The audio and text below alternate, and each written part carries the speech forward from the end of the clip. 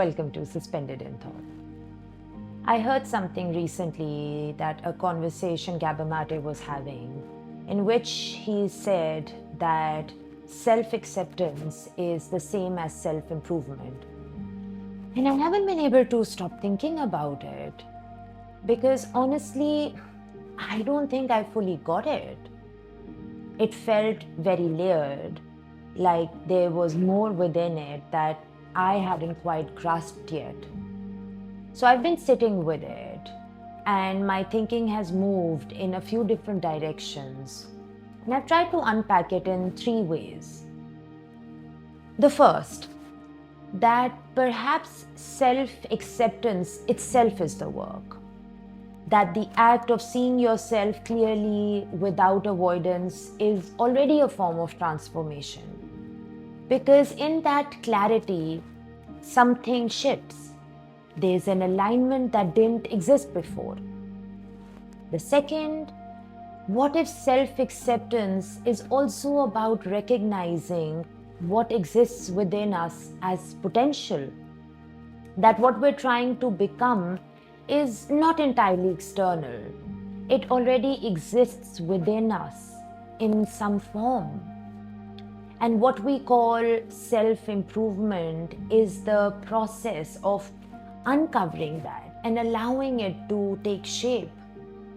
And of course, growth still requires change. And that change is rooted in something real, not separate from us.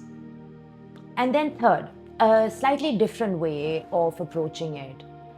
That no self-improvement is possible without self-acceptance first. Because we cannot change something we have not yet acknowledged. We cannot move in a different direction if we refuse to see where we are. And this is where I get stuck. Because there's another side to this that I also can't ignore. If I fully accept something about myself and I'm comfortable with it, what actually motivates me to change it? At what point does acceptance become growth? And at what point does it quietly become settling? Because it's very easy to say, this is just who I am, and leave it there. What self-acceptance is not is perhaps self-acceptance doesn't mean agreement. It doesn't necessarily mean we even like what we see. It simply means we are willing to recognize it honestly, including the gaps, what isn't working, what we want to change. Because without that clarity, we don't even know what work is required. And where I felt this, because I've been seeing this play out in my own life in a very specific way. I've always been someone who becomes deeply immersed in what I do. My work doesn't feel separate from me. It becomes an extension of who I am. And for a long time, I tried to manage that by creating boundaries, telling myself I needed to separate the two more clearly. And what I'm starting to realize is that this isn't something external I can just correct. It's part of my nature. And there's a light in that, and there's a shadow in that. And this is where I find myself in a loop.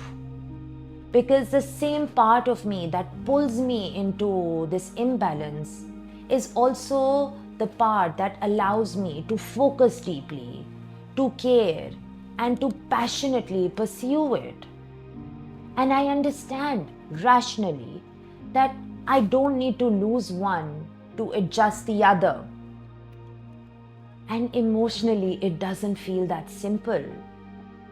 Because if I let go of that intensity, what if I lose something that actually serves me? And if I fully accept it as a part of who I am, what actually pushes me to change it?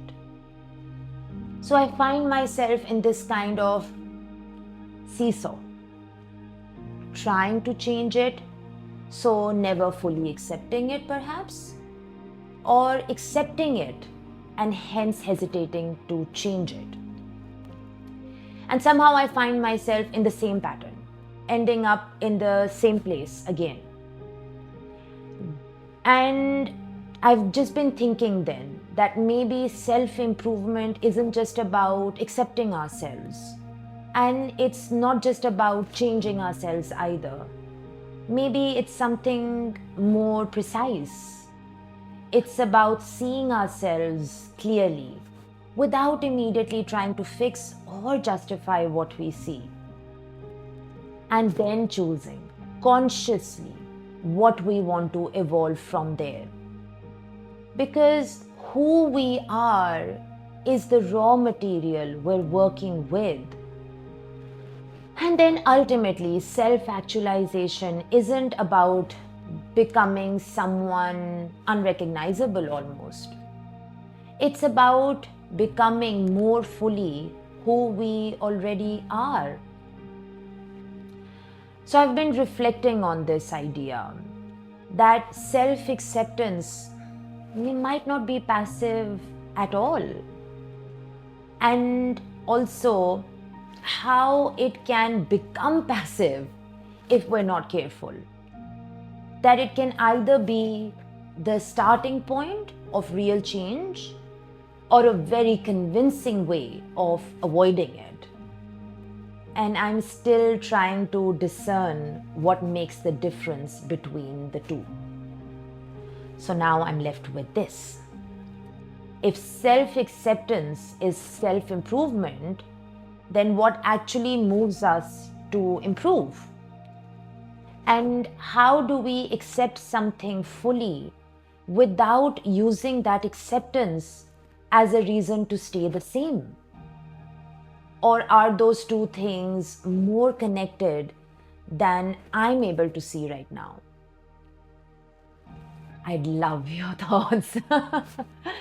I'd love to know what resonated, what lingered, what challenged you, what you agree with, disagree with. So please write in the comments, send me a message, engage in the conversation, and I hope you have fun being suspended in thought.